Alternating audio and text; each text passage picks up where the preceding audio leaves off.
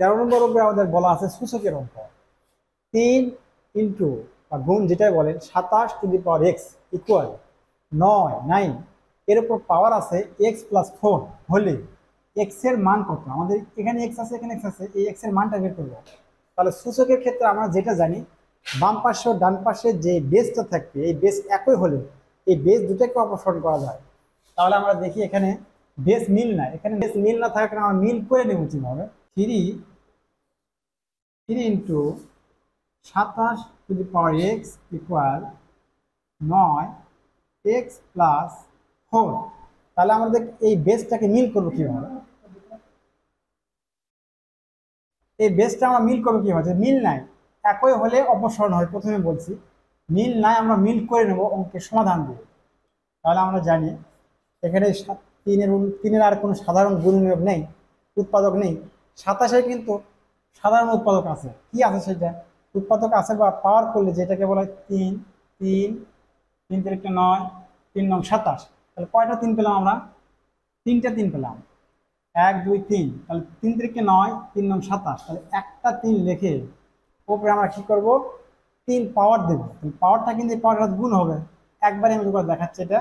তাহলে এই পাওয়ার এখানে 3 পাওয়ার আছে, এখানে গুণ অবস্থা আছে এক্স, সুতরাং এটা একবারে 3x লিখলে সবচেয়ে ভালো হবে, 3x।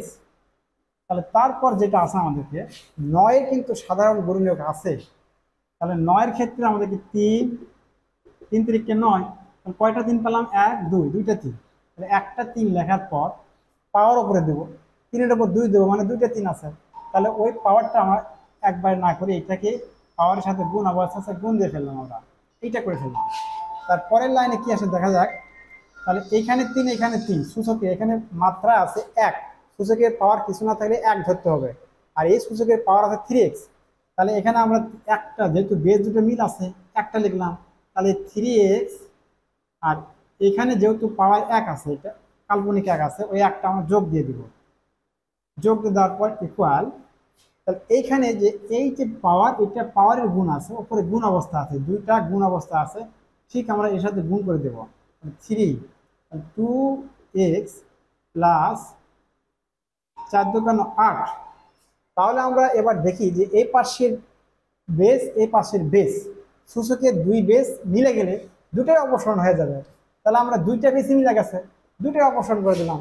তাহলে আমরা পাওয়ারটাকে আছে কি 3x থাকলে আমাদের 3x যোগ 1 ইকুয়াল 2x প্লাস 8। তাহলে আমরা এখানে সাধারণ সমাধান করলে আনসার ঠিক হয়ে যাবে। তাহলে এই যে এই 2xটা আমাদের বাম পাশে, এই যে x এর মান বের করার জন্য বাম পাশে আনবো, আর যেটা ধ্রুবক সংখ্যা সেটা ডান পাশে দিব। তাহলে বাম পাশে আছে 2x, এটা ডান পাশে আছে 2x, বাম পাশে পার করে তাহলে এটি প্লাস থাকার কারণে মাইনাস হবে। তাহলে এখানে 3x, 2 এর আগে প্লাস আছে মাইনাস 2x ইকুয়াল 8 এর পাশে থেকে গেল। এখানে একটা পার করব ডান পাশে, একের আগে কি আছে প্লাস, পার করলে হবে মাইনাস। তাহলে আমরা কি পেলাম, এই 3x থেকে 2x বাদ দিলে সবসময় 1x, 8 থেকে 1 বাদ দিলে 7। সুতরাং x এর মান এখানে বের করতে বলছি, x এর মান কত, x এর মান কত, x এর মান কি পেলাম 7, এটাই আমাদের অ্যান্সার।